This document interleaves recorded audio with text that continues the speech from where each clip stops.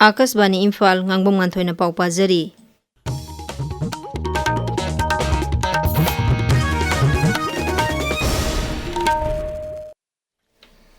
Sardar Vallabhbhai Patel gi sama yankai suba mapo kumun ga mari lena na hayang leba ketai mafam singum Raija sida Unity March pangthokani. Imphal West Jilla gi DC Office Complex dagi Palace Compound da leba Maharaj Bodha Chandra College phawba miyam gi Unity March pangthokani. Khongchat asi Raija Sabha gi MP Maharaj Leisem Basana Jawbana lamthagani. Numit asiga mari lena na hayang Tamenglong Jilla gi Jadonang Park dagi horoga Apollo Ground phawba Unity March chatkani. Hiram asiga mari lena nang si Tamenglong DC Office ki Conference Hall da pau gi mifam ama pangthokre. Hayang pangthokadoriba thorom sida Jilla asigi Deputy Commissioner SP amasung Sarkar gi official kya saruk yagani. Amaromda apunba gi saktam amasung jati semgana bai khoi punna satminasi haiba hiramda District Administration Imphal East Mera Yuva Bharat District Youth Affairs and Sports Office na punna khusamna duna Unity March hayang Jilla asigi DC Office da pangthokani. Immerse and Excel haiba hiramda numinini chumna chathagadaba khana nainabagi mifam amang asidagi Hotel Imphal gi Sangai Classic Hall da hokre. Thauramasi Donor Mantraloy gi NEC Silongi Senthang Makhada Tribal Resource Development Center na sinduna pangthokpani. Ngasi hawdokpagi thauramda Raija gi Textile, Commerce and Industry gi Additional Chief Secretary Anurag Bajpai na thoiba mithong oina saruk yakhi.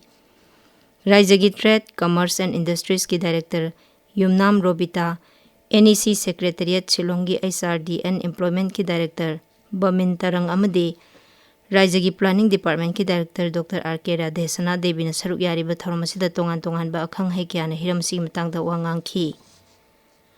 District Mental Health Program, District Health Society amasung National Health Mission Imphal East na sinduna Imphal East Jilla gi Sawmbungda hangliba relief camp ta World Mental Health Day gi thauram pangthokre. Thauram aduga mari lena na Thoubal Jilla gi District Hospital gi Senior Psychiatrist Dr. K.S. Robindro Singh na hai.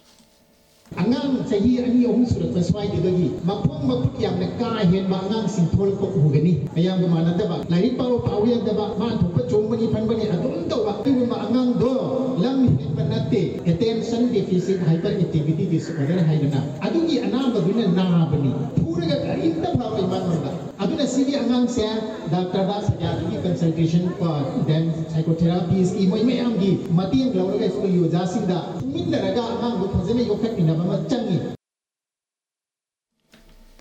Thauramasi gi saruk ama oina lemna layengba kem amasu pangthokli. Kem asi maru oina relief camp ta lariba miyoi singi haksang phana thamnabagi pandamda pangthokpani.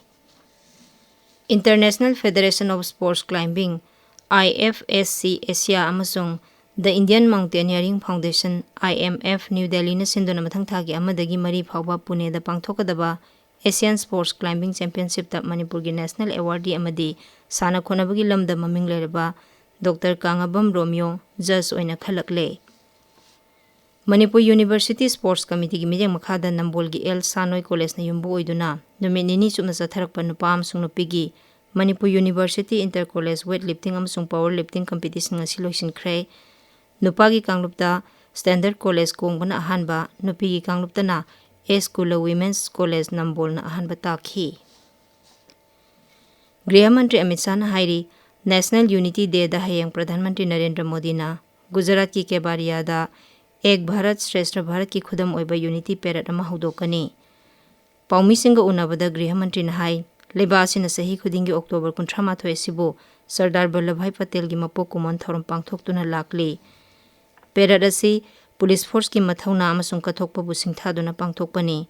Thorom asida Central Armed Police Force, State Police amasung leba asigi artist kaya saruk yagani. Pradhan Mantri Narendra Modi nangasi Bihar gi Muzaffarpur amasung Satra da pangthokpa Mikhil gi mitin da wangangani. Kendra gi Griha Mantri Amit Shah na Patna da pau gi mifam amada saruk yagani. Congress lusingba Rahul Gandhi na Nalanda Jilla gi tongan ba mafam singda pangthokpa Mikhil gi mitin singda saruk yagani. Bihar Vidhan Sabha Mikhil gi ahanba tangkak ki matam naksilakpaga loinana vote khombagi thabak kham thengna kalle. NDA amasung Mahagat Bandhan gi star campaigner amasung lusingba singna miyam gi pukning singchenaba Mikhil gi rally singda saruk yari. Ahanba tangkakta sit chama kunmathoi gi vote mathang thagi taruk ta thadanagani.